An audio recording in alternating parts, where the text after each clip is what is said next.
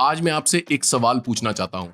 क्या आपने कभी नोटिस किया है कुछ वीडियोस काफी कलरफुल होते हैं बट वो सिनेमैटिक बिल्कुल नहीं लगते, और कुछ वीडियोस के कलर ऑलमोस्ट म्यूटेड होते हैं but they look expensive and cinematic.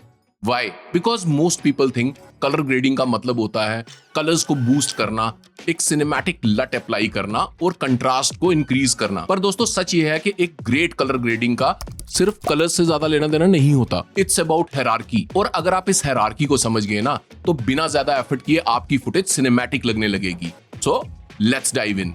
देखो, जब हम लोग बिगिनर होते हैं ना तो हम सब एक ही चीज को चेज करते हैं, वो है मेक इट लुक सिनेमैटिक। और फिर हम क्या करते हैं? सैचुरेशन बढ़ा देते हैं, कंट्रास्ट को पुश करते हैं, शैडोज को क्रश कर लेते हैं और हाइलाइट्स को एक सटल ग्लो दे देते हैं and we think it's done. But results, footage loud जरूर हो जाता है पर सिनेमैटिक नहीं। बट सिनेमैटिक फुटेज लाउड नहीं, डायरेक्टिव होती है। हायरार्की का सिंपल मतलब होता है कि व्यूअर की आई सबसे पहले क्या देखे और उसके बाद क्या देखे एंड इवेंचुअली आपकी फुटेज से वो क्या फील लेती है। और आपकी कलर ग्रेडिंग प्रैक्टिस के लिए कुछ सैंपल फुटेज का लिंक मैंने डिस्क्रिप्शन में डाल दिया है, चेक इट आउट। अब अगर हम इस फुटेज की बात करें, यहाँ पे बैकग्राउंड का ब्राइट येलो काफी कंपीट कर रहा है हमारे सब्जेक्ट के साथ और व्यूअर की आई को डायरेक्ट कर रहा है अपनी तरफ, जो कि हम बिल्कुल नहीं चाहते हैं। So the first thing I should do while starting colour grading is कि मैं HSL सेकेंडरी में आ जाऊंगा और येलोज को आइसोलेट कर लूंगा, जैसे कि आप देख सकते हैं मैंने यहां किया है।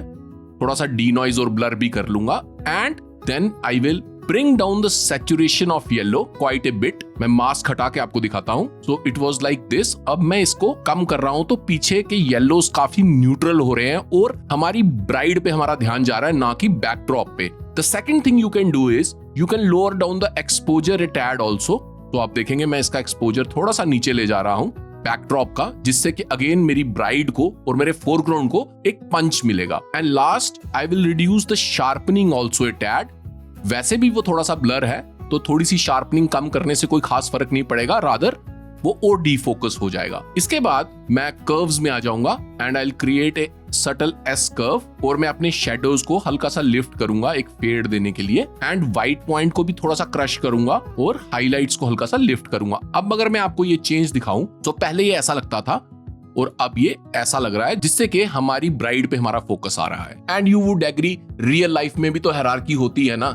एक वेडिंग में सब लोग इंपॉर्टेंट होते हैं पर ब्राइड से ज्यादा नहीं, और बाकी सब होते हैं सपोर्टिंग कास्ट। और कलर ग्रेडिंग में भी एग्जैक्टली यही कंसेप्ट अप्लाई होता है। मोस्ट एडिटर्स एक ही गलती रिपीट करते हैं, बैकग्राउंड और सब्जेक्ट की सेम ब्राइटनेस, सैचुरेशन भी दोनों की सेम और स्किन की भी सेम प्रायोरिटी, और रिजल्ट व्यूअर को समझ नहीं आता कि मैं क्या देखूं। और जब भी व्यूअर कंफ्यूज्ड होता है वो बोर हो जाता है। प्रो कलरिस्ट सबसे पहले ये डिसाइड करते हैं कि अटेंशन कहां चाहिए। The subject should be slightly brighter then the background. Background के कलर्स थोड़े से सबड्यूड होने चाहिए। स्किन टोन्स के कलर्स क्लीन और कंट्रोल्ड होने चाहिए। और अगर आप स्किन रिटचिंग सीखना चाहते हो प्रीमियर प्रो में, वॉच दिस वीडियो। और ग्रेडिंग का हाईलाइट वहां जहां इमोशन है। और दोस्तों, अपने सब्जेक्ट पे फर्दर फोकस लाने के लिए हम क्या क्या कर सकते हैं वो अब मैं आपको यहाँ पे दिखाने वाला हूं। तो सबसे पहली चीज तो आप एक विनियट क्रिएट कर सकते हैं, बट ऑफ कोर्स मैं यहाँ पे कस्टम विनियट क्रिएट करूंगा। उसके लिए सबसे पहले आप एक एडजस्टमेंट लेयर क्रिएट करके अपने क्लिप के ऊपर ड्रैग एंड ड्रॉप कर लीजिए।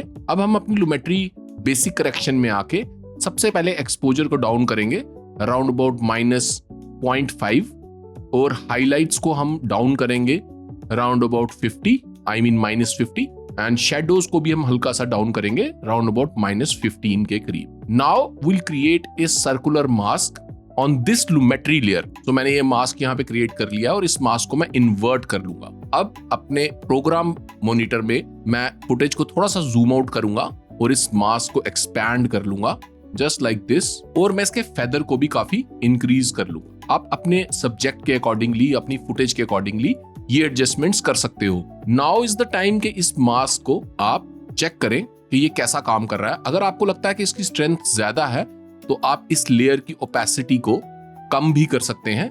जैसे अगर मैं यहां की बात करूं तो ये थोड़ा सा ज्यादा लग रहा है, तो मैं इसकी ओपेसिटी को अराउंड अबाउट 50% पे ले आऊंगा। एंड अगर मैं अब आपको दिखाऊं तो this is how it looks.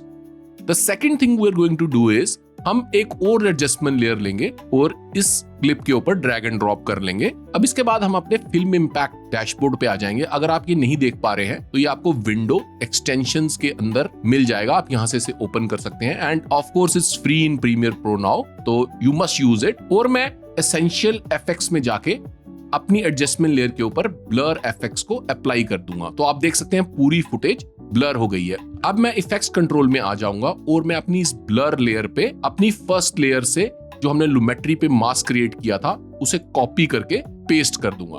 तो आप देख सकते हैं ये मास्क हमारी लेयर पे पेस्ट हो गया है। Now the next step is हम ब्लर एफेक्ट्स में जाके ब्लर के अमाउंट को कम करेंगे ताकि ये इफेक्ट सटल लगे, ज्यादा ओवर द टॉप ना लगे और आर्टिफिशियल ना लगे। And the magic sauce is कि हम क्रोमैटिक एब्रेशन को बढ़ा लेंगे।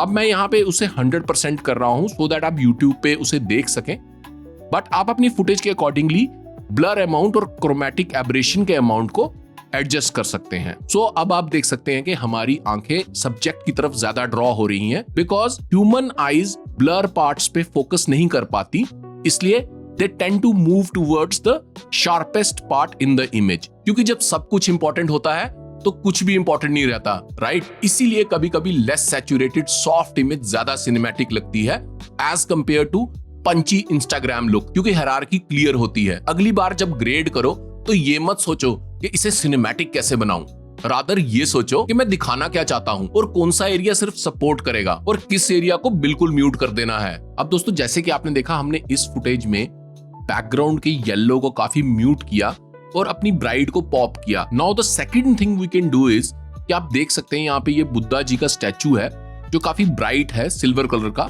और ये भी कंपीट कर रहा है विद अवर ब्राइड। ऑल्दो ये बैलेंस करता है, दोनों ही 1/3 पे है, तो it balances the footage, but again हम अपना सारा फोकस अपनी ब्राइड पे रखना चाहते हैं, ना कि किसी और एलिमेंट पे। सो इसे भी हम सेम वे में थोड़ा सा सबड्यू करेंगे। तो मैं अपनी लुमेट्री पैनल में जाके अगेन हाइलाइट्स को डाउन करूंगा, एक्सपोजर को भी डाउन करूंगा, and this time I will go to my creative tab और वहां पे शार्पनिंग को भी डाउन करूंगा। और अब मैं इस लुमेट्री लेयर पे अगेन एक सर्कुलर मास्क ड्रॉ करके उसे इस स्टैचू के ऊपर प्लेस कर दूंगा। और ऑफ कोर्स इसे फुटेज में अच्छे से ब्लेंड करने के लिए मैं इसके मास्क फेदर को काफी इंक्रीज कर लूंगा, बट क्योंकि यहाँ पे हमारी फुटेज में मूवमेंट है तो मैं फर्स्ट फ्रेम पे जाके इसे ट्रैक भी कर लूंगा। So very quickly I am going to track it.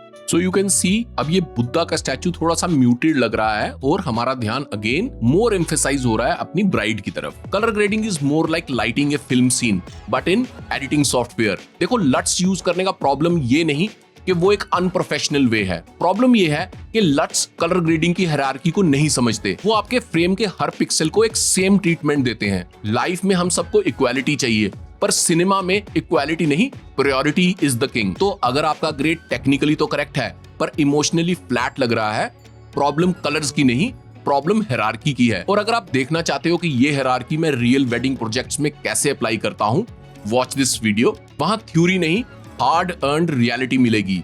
And until next time, keep learning.